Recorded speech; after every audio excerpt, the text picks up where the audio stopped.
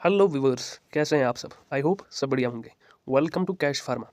जैसा कि आप सबको पता ही है कि हम बी फार्मेसी 8th सेमेस्टर की सोशल एंड प्रिवेंटिव फार्मेसी पढ़ रहे हैं और अभी तक हमने इसमें 8 लेक्चर्स कंप्लीट कर लिए हैं। आज का लेक्चर 9th रहेगा और लास्ट लेक्चर भी रहेगा यूनिट 1 का, सोशल एंड प्रिवेंटिव फार्मेसी का।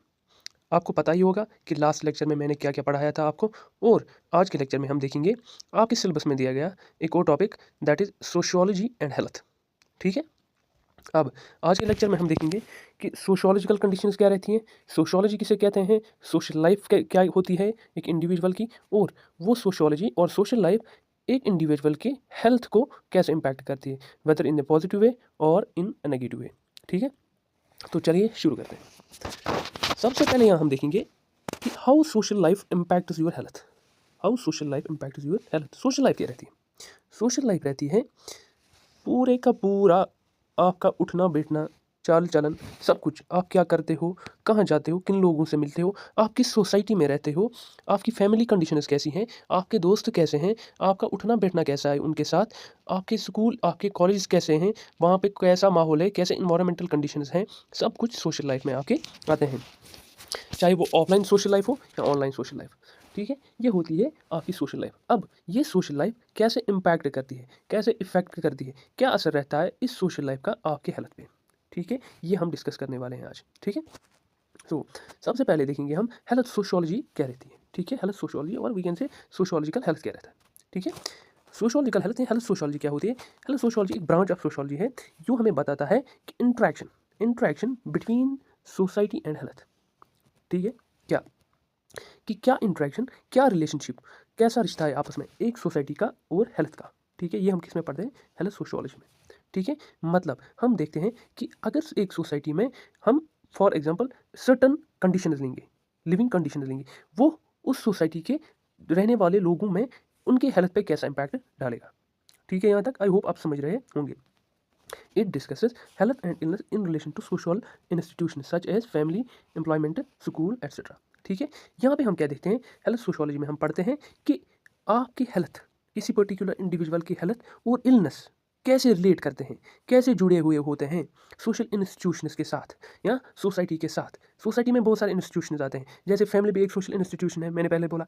एम्प्लॉयमेंट, कहाँ पे आप काम कर रहे हो, कैसी एम्प्लॉयमेंट कंडीशन है आपकी, स्कूल कैसा है आपका, कॉलेज कैसा है आपका, बाकी आपके साथी कैसे हैं, उन सब पे इफेक्ट करेगा। वो ये सारी की सारी जो भी इंस्टीट्यूशन है किस पे इफेक्ट करेगी? आपके हेल्थ पे और आपके इलनेस पे।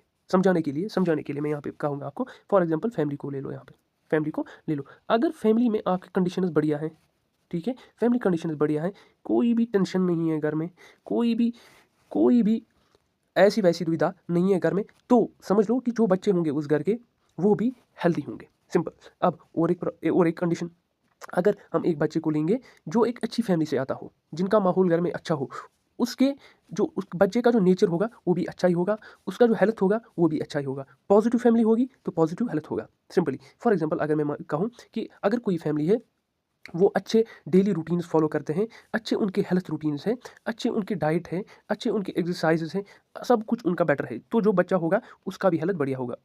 ऑन द कंपैरिजन अगर हम देखें कि कोई एक फैमिली है, वो ज़्यादा we can say health freak नहीं है, वो हेल्थ पे ज़्यादा हेल्थ कॉन्शियस नहीं है, ज़्यादा फोकस वो हेल्थ पे नहीं कर रहे हैं, तो उनका बच्चा जो है उसका भी हेल्थ खराब ही होगा। वैसे ही एम्प्लॉयमेंट, अगर एम्प्लॉयमेंट कंडीशंस अच्छी है, आपको एक अच्छा ऑफिस मिल रहा है काम करने को, सो आपका हेल्थ भी ठीक रहेगा। अदरवाइज अगर एम्प्लॉयमेंट कंडीशंस, अगर कहीं पे आप जॉब कर रहे हो, वो कंडीशन अच्छी आपकी सूटेबल नहीं है, तो आपका हेल्थ, चाहे वो मेंटल हेल्थ हो, चाहे आपका फिजिकल हेल्थ हो, सब के सब इम्पैक्ट हो सकता है। Health is not only your physical health, health contains each and everything, every dimension, whether that is your physical health, your mental health, your biological health, each and everything contains your health। ठीक है, अब और क्या है? It limits its concern to patient practitioner relationship and role of health professionals in the society. इस health sociology में हम और क्या देखते हैं कि पेशेंट प्रैक्टिशनर रिलेशनशिप कैसी है एक सोसाइटी में, कि पेशेंट और कोई डॉक्टर, इनके बीच का रिलेशनशिप कैसा है। ठीक है, क्या एक पेशेंट डायरेक्टली एक प्रैक्टिशनर के साथ बात कर सकता है, ओपनली वो बात कर सकता है किसी भी रिलेटेड सिम्टम के रिगार्डिंग, किसी भी डिजीज़ के रिगार्डिंग, या उनके बीच में अच्छे से नहीं बन रही है उनकी? That will also impact your health. और हम क्या पढ़ेंगे? Role of health professionals in the society, कि हेल्थ प्रोफेशनल जो है एक सोसाइटी के, वो कितना अपना रोल प्ले कर रहे हैं, कितना रोल है उनका एक सोसाइटी में, सोसाइटी का हेल्थ ठीक रखने में। ठीक है, the sociology of health and illness covers sociological pathology. अब और क्या है, ये जो हम कहते हैं कि सोशियोलॉजी ऑफ हेल्थ, ठीक है ना, इसमें हम देखते हैं सोशियोलॉजी ऑफ हेल्थ में कि सोशियोलॉजिकल पैथोलॉजी क्या होती है। सोशियोलॉजिकल पैथोलॉजी मतलब सोशियोलॉजिकल सोसाइटी के रिलेटेड क्या कॉजेज है डिजीज़ की, ठीक है, कि अगर एक डिजीज़ एक सोसाइटी में हुई है तो क्या कॉजेज है उसकी, वो भी हम पढ़ते हैं किसमें, हेल्थ सोशियोलॉजी में, ठीक है। और अगर हम मेडिकल कोई पर्टिकुलर मेडिकल एड ले रहे हैं, कोई भी सोसाइटी में कोई मेडिकल एड हम दे रहे हैं, उसके क्या पर्टिकुलर रीजनस हैं कि हम वही मेडिकल एड दे रहे हैं या कोई और पर्टिकुलर एड दे रहे हैं, ठीक है। There is a relationship between health and social factors and environmental conditions surrounding man that affects his health.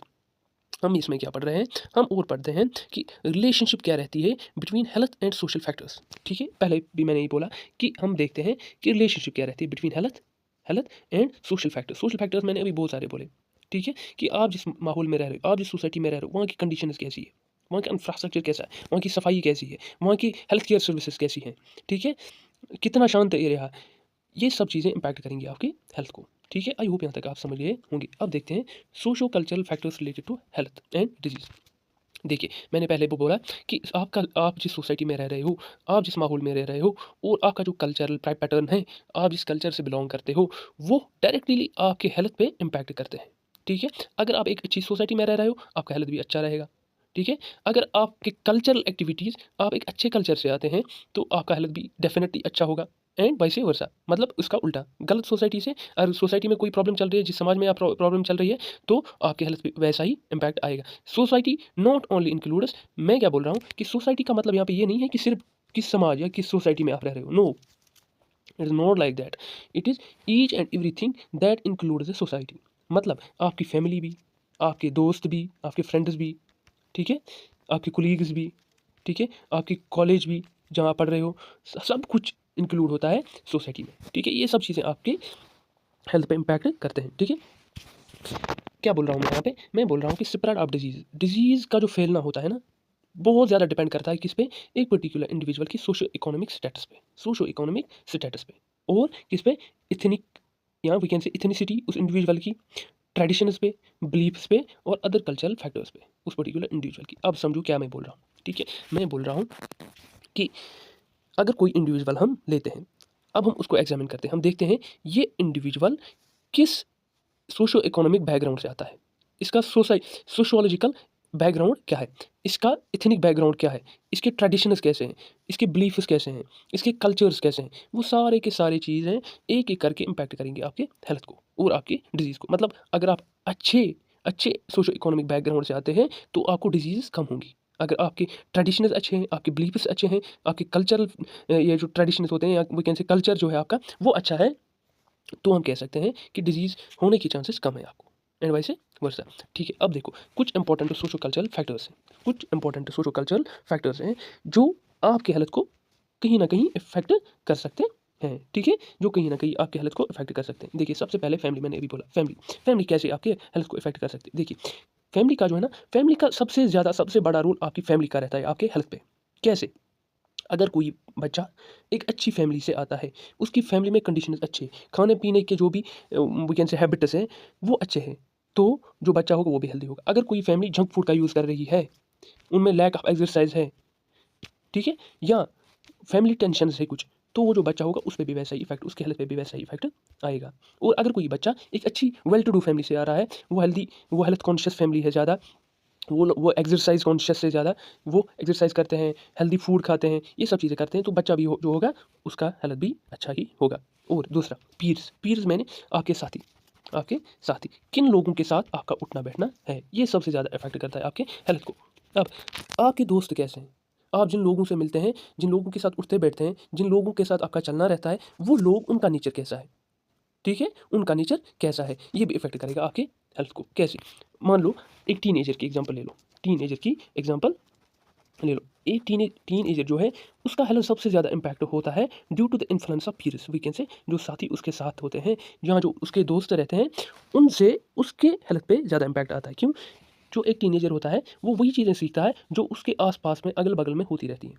जो नेचर उनके फ्रेंड्स का होगा, जो नेचर उसके साथियों का होगा, वही नेचर, वही आदतें उसको भी लग सकती हैं, वही हैबिट्स उसको लग सकती है। सिर्फ फॉर एग्जांपल, अगर कोई बच्चा ऐसा है, कोई टीनेजर ऐसा है कि उसके जो साथी हैं, उसके जो दोस्त हैं, वो फॉर एग्जांपल अल्कोहल कंजप्शन करते हैं या ड्रग्स कंजप्शन करते हैं, तो डेफिनेटली वो उसी एनवायरनमेंट में पल बढ़ रहा है, तो वो भी कहीं ना कहीं इसका शिकार हो सकता है। ऑन द अदर हैंड अगर हम लेंगे कोई एक ऐसा इंडिविजुअल, कोई ऐसा टीनेजर जिसके फ्रेंड्स सब के सब अच्छे हैं, ठीक है, अच्छे का मतलब ये कि वो हेल्थ कॉन्शियस है, वो जिम जाते हैं, वो अच्छा डाइट लेते हैं, तो डेफिनेटली जो बच्चा होगा, जो टीनेजर होगा, उसका भी वही नेचर बनेगा, ठीक है। ये होता है पीर्स का इन्फ्लुएंस कैसे रहता है आपके हेल्थ पे। Third one is religion. हर कोई रिलीजन, ऑलमोस्ट हर कोई रिलीजन जो होता है वो एक इंडिविजुअल को अच्छा बनाने की ही कोशिश करता है, ठीक है। जो बंदा ज़्यादा ज़्यादा रिलीजन के साथ जुड़ा रहेगा उसका हेल्थ भी उतना अच्छा रहेगा। क्यों? हर एक रिलीजन, जो कोई भी रिलीजन, आप किसी भी रिलीजन से, किसी भी धर्म से जुड़े हुए हो, अगर आप ज़्यादा उसके साथ रहोगे तो डेफिनेटली आपका हेल्थ भी ज़्यादा अच्छा ही रहेगा। क्यों? क्योंकि हर एक रिलीजन अच्छी बातें सिखाता है, कोई ऐसा रिलीजन नहीं है जो गलत बातें सिखा रहा हो। फॉर एग्जाम्पल हर कोई रिलीजन कहता है कि शराब मत पियो, दारू का इस्तेमाल मत करो, ड्रग्स से दूर रहो। ये सारी चीज़ें हर एक रिलीजन बताता है आपको, ठीक है। आपके अपने सेहत का ध्यान रखो, आपके अपने हेल्थ का ध्यान रखो, अपनी सोसाइटी का ध्यान रखो, आपके एनवायरनमेंट में जिसमें आप रह रहे हो, अपने दोस्तों का ध्यान रखो। ये सब चीज़ें एक रिलीजन, हर एक रिलीजन अच्छी चीज़ें ही सिखाता है। तो जो बंदा जितना कनेक्टेड रहेगा अपने रिलीजन के साथ, उसका हेल्थ ज़्यादा अच्छा रहेगा। Fourth one is culture. आप किस कल्चर से आते हो, आपका कल्चर कैसा आता है, ठीक है। कल्चर में अगर मैं बात करूँ, कल्चर होता है सम वीकेंड से, इसमें सारी चीज़ें आती है। आपके कल्चर में सारी चीज़, आपके बिलीफ्स कैसे हैं, आपके ट्रेडिशंस कैसे हैं, आपके वैल्यूज़ कैसे हैं, आपका बिहेवियर कैसा है, ये सब चीज़ें। या हम कह सकते हैं ट्रेडिशनल फूड जो आप खाते हैं वो भी आपके कल्चर में ही आते हैं। आप कैसे कपड़े पहनते हो वो भी उसी में आते हैं। आपकी सोशल एक्टिविटीज़ क्या होती हैं, कैसी है आपकी सोशल एक्टिविटी, वो भी आपके कल्चर में आती है। ये सब चीज़ें आपके हेल्थ को डायरेक्टली इम्पैक्ट कर सकते हैं, डायरेक्टली इफेक्ट करते हैं। और बहुत सारे कल्चर्स आपने देखा ही होगा, जो बहुत सारे पुराने कल्चर्स उनमें ये भी है कि बहुत सारी अपनी उनकी दवाई होती है। पुराने ज़माने में जो दवाएँ यूज़ की जाती है डिफरेंट डिजीज़ को ट्रीट करने के लिए, वो सब चीज़ें भी आपके कल्चर से ही आती हैं, ठीक है। उससे भी आपका हेल्थ इम्पैक्ट हो सकता है। Fifth one is and important one is media. Media भी आपके हेल्थ को डायरेक्टली इम्पैक्ट कर सकता है। देखिए कैसे मीडिया जो है ना, आजकल के ज़माने में, मॉडर्न ज़माना है, आजकल के ज़माने में मीडिया का बहुत ज़्यादा हाथ है आपका हेल्थ को बनाने में भी और आपके हेल्थ को संवारने में भी। क्यों? क्योंकि देखिए मीडिया ना हमारे सामने पेश करता है, हमारे सामने लाता है क्या, कंपेन्स लाती है, एडवर्टीजमेंट्स लाता है, न्यूज़ लाता है, किसके रिलेटेड, डिफरेंट फूड प्रोडक्ट्स के रिलेटेड, डिफरेंट चीज़ों के रिलेटेड, डिफरेंट एक्सरसाइजेस के रिलेटेड, डिफरेंट फील्ड्स के रिलेटेड, जिनसे आपके हेल्थ पे डायरेक्ट इफेक्ट पड़ सकता है। For example I will give an example, ज़्यादा इसको डीपली मत लेना, कि आज आप देख रहे हो कि टीवीज़ पे या आपके फ़ोन्स पे एड्स आते हैं, पान मसाला एड्स, ठीक है, बोलो ज़ुबान केसरी। उससे क्या हो सकता है, वो नेगेटिव एड्स हैं, नेगेटिव एडवर्टीजमेंट से, उनसे आपका हेल्थ जो है वो नेगेटिवली इम्पैक्ट हो सकता है। ऑन द अदर हैंड अगर आप कोई ऐसा ऐड देखोगे जिसमें फॉर एग्जांपल एक्सरसाइजेस या जिम्स या फ्रूट्स का इस्तेमाल करने का मैसेज आपको मिल रही हो, उससे आपका हेल्थ पॉजिटिव वे में इफेक्टिव हो जाएगा, ठीक है। ये थे कुछ इंपॉर्टेंट फैक्टर्स जो आपके हेल्थ को इम्पैक्ट कर सकते हैं। अब और एक इम्पैक्ट ऑफ अर्बनाइजेशन, और एक टॉपिक है आपके सिलेबस में, impact of urbanisation on health and disease, ठीक है। अब अर्बनाइजेशन क्या होती है?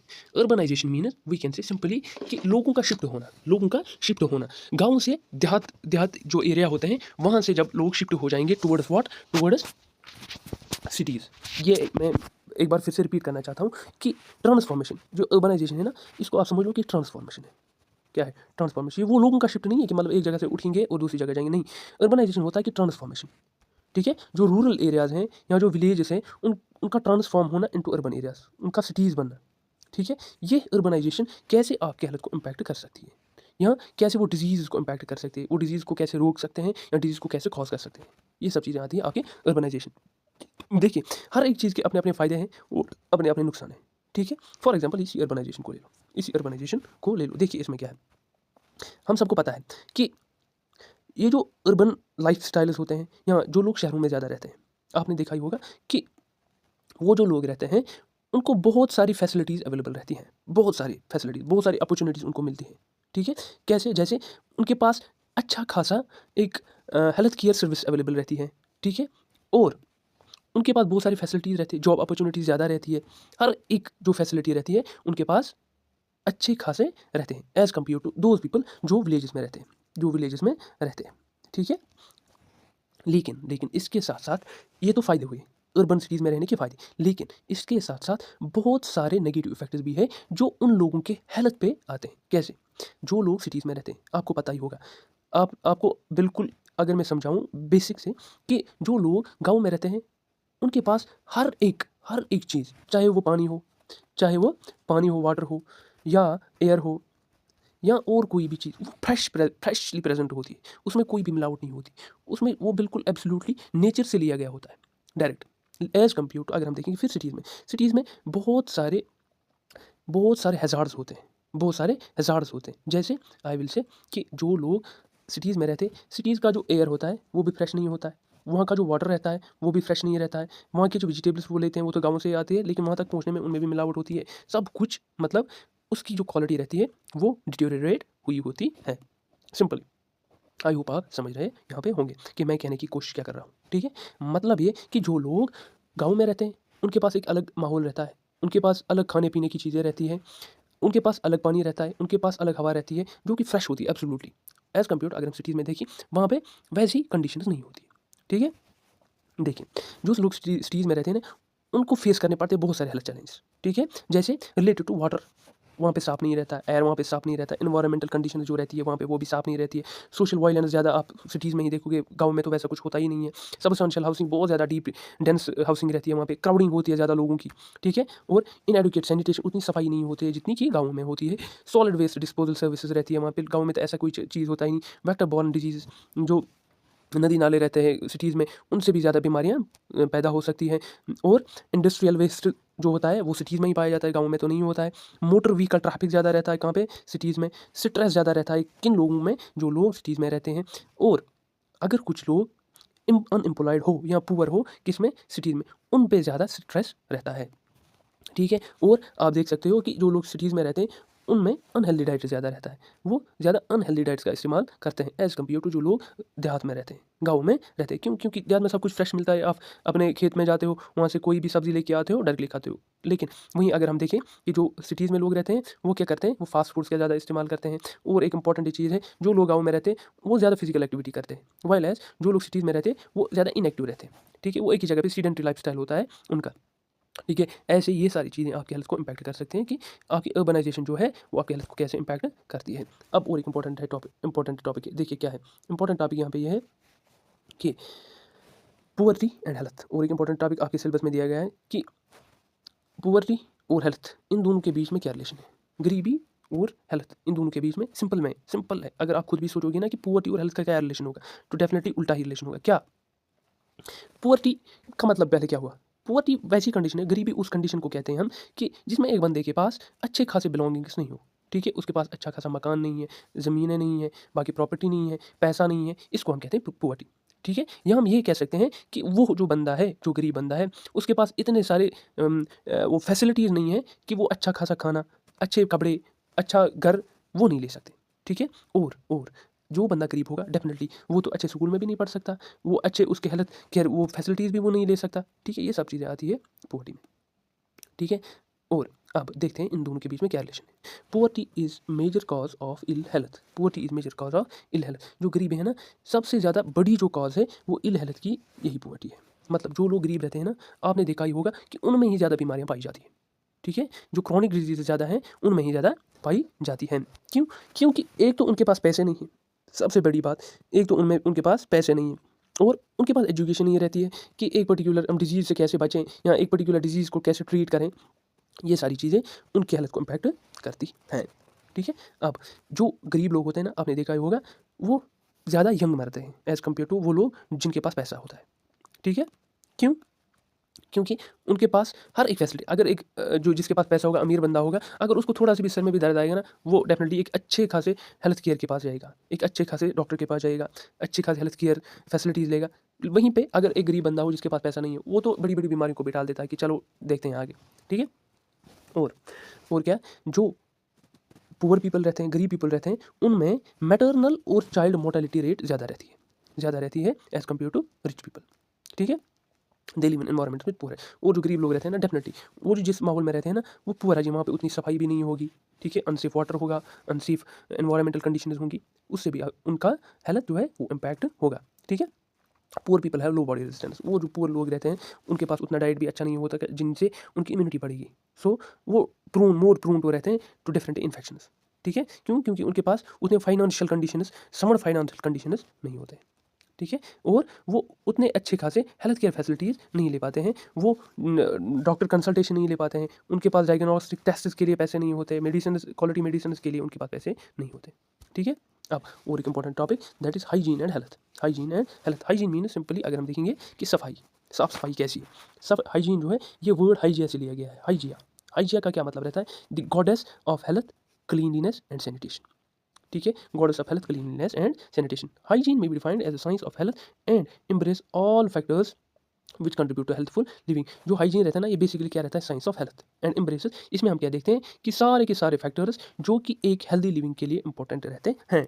ठीक है, इसमें सारी की सारी कंडीशंस आती हैं, सारे के सारे प्रैक्टिसेस आते हैं जो एक गुड हेल्थ को मेंटेन करने के लिए ज़रूरी है। ठीक है, अब और एक इंपॉर्टेंट चीज़, हाइजीन और हेल्थ जो है ये साथ साथ ही हम पढ़ते हैं, साथ साथ हम देखते हैं कि जिस जगह पे हाइजीन अच्छा होगा वहाँ पे हेल्थ भी अच्छा होगा, जहाँ पे हाइजीन खराब होगा, साफ सफाई नहीं होगी, वहाँ पे हेल्थ भी खराब ही होगा। ठीक है, ये मैंने लिखा है कि as health and hygiene goes hand in hand and are interrelated, so it becomes vital to be careful about hygiene to keep ourself free from the disease. So अगर मैंने अभी बोला हाइजीन और हेल्थ जो है आपस में रिलेटेड है, इसका मतलब ये हुआ कि अच्छा हेल्थ होने के लिए, अच्छा हेल्थ मेंटेन करने के लिए हमें अच्छे हाइजीन को मेंटेन करना पड़ेगा। ठीक है, और there are various term related to the public health like personal hygiene. अब हाइजीन सिर्फ जहाँ पे आप रह रहे हो वहाँ माहौल नहीं है, पर बहुत सारी हाइजीन के टाइप्स है, जैसे पर्सनल हाइजीन है, एक पर्टिकुलर बंदे का कैसा हाइजीन है, स्लीप हाइजीन, आपका स्लीप पैटर्न आपका कैसा है, मेंटल हाइजीन कैसा है आपका, डेंटल हाइजीन कैसा है आपका, ऑक्यूपेशनल हाइजीन कैसा है, ये सारी चीज़ें हाइजीन में ही आती है। Most of the new world communicable like dengue, bird flu virus etcetera have been attributed like of hygiene.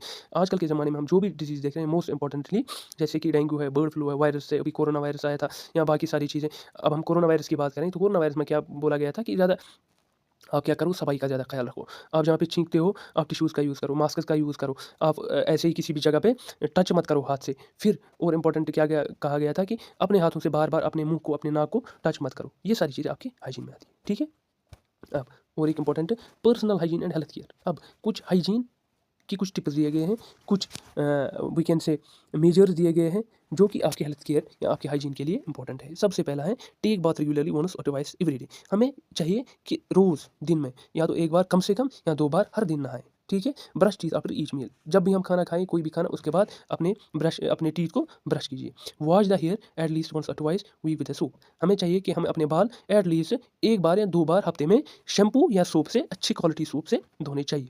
Soup से, वैसे तो हर दिन धोना चाहिए, सूप से हफ्ते में एटलीस्ट 1 या 2 बार धोने चाहिए। हमें रेगुलरली अपने नाखून जो है, नील्स जो है वो काटने चाहिए। Wash the hands with soap after going to toilet. Toilet के बाद हमें अपने हाथ साबुन से धोने चाहिए। Change into clean clothes as often as possible. जितना भी हो सके नए वीकेंड से कि साफ कपड़े पहन ले, जो गंदे कपड़े हो वो निकाल के फेंक दे।